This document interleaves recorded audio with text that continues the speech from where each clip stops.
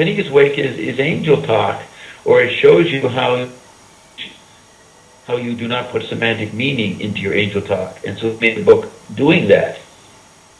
You could say it's literally angel talk. Yes. Yes. Well, it's many things at the same time, because it can be really this virtuosity, It can be what? prophetic, angel talk. It has many levels. It's also It's the completion of mortar, social mortar. The completion of social mortar with the making you aware of your word power included. And North Fry is pretty good talking on the level of word power in Joyce. He keeps it simple.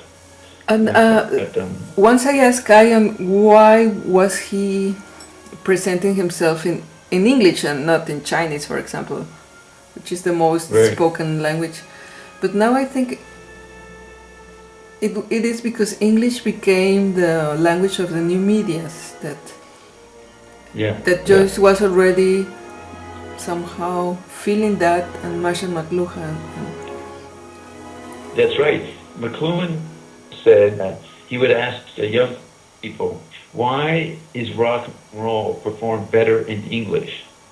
Why is it the language that the hits go around the planet in? Doesn't go around the You can't get a Chinese rock and roll song out there. It's in English. And you know what he would say? They go, I don't know. And he'd say, because it's measured in feet.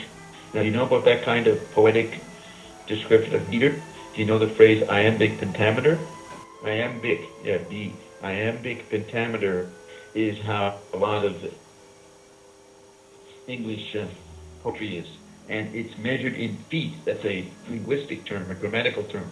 So the language is measured in feet. Oh. And you dance to rock and roll. McLuhan was making a pun about rock and roll and English as a danceable language because it's measured in iambic pentameter, which is in feet. It's a very pun and serious. Yeah, it's human scale. So then what? It's a human scale. Yeah. And then he wrote an essay in 1954, English as the Control Tower of Human Communication, showing the importance of English as a language. It's a, they say it's very hard to translate, very hard to learn because it's so, complex or something. You've heard other cultures say that. It's hard to learn English. Well, it's like Finny Gets Wake compared to other languages. Way more complex. So it is more appropriate to the complexities of the tactile global theater. Yes. It's actually the language of the new tribe. Right, but we would say that's of the TV body. Eric McLuhan put a book out in 1999 after the internet, and he says Spanish is more appropriate to the internet. So the idea that English, as McLuhan said, would be the control tower of human communication is maybe being phased out by Web 2.0. And it doesn't apply to the chip body. It applies to the TV body, but not the chip body. So that remains to be seen how big Spanish becomes. No, but I don't think it has this vitality. That's right. So in the end, I'm just pointing out what Eric said. Mm-hmm. That the internet favors it's a proprioceptive medium, so it favors a proprioceptive language like Spanish. The phrase of mastery in Spanish is, I know it as if I'd given birth to it.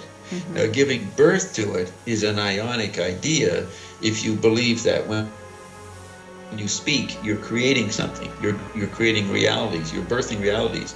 Then you would speak like a Spanish person. I know it as if I'd given birth to it. That would be an ionic effect.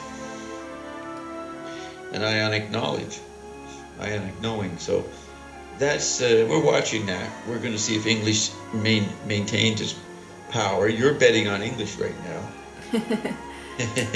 but others are betting on Spanish.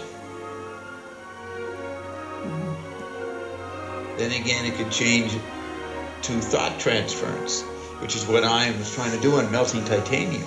Use the electric medium for the thought transfers, and that's the fourth phase that Joyce said.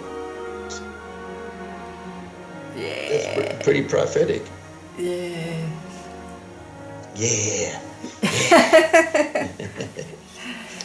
Babylus. Yeah, from Babylonian to Babylonian to Ionianic.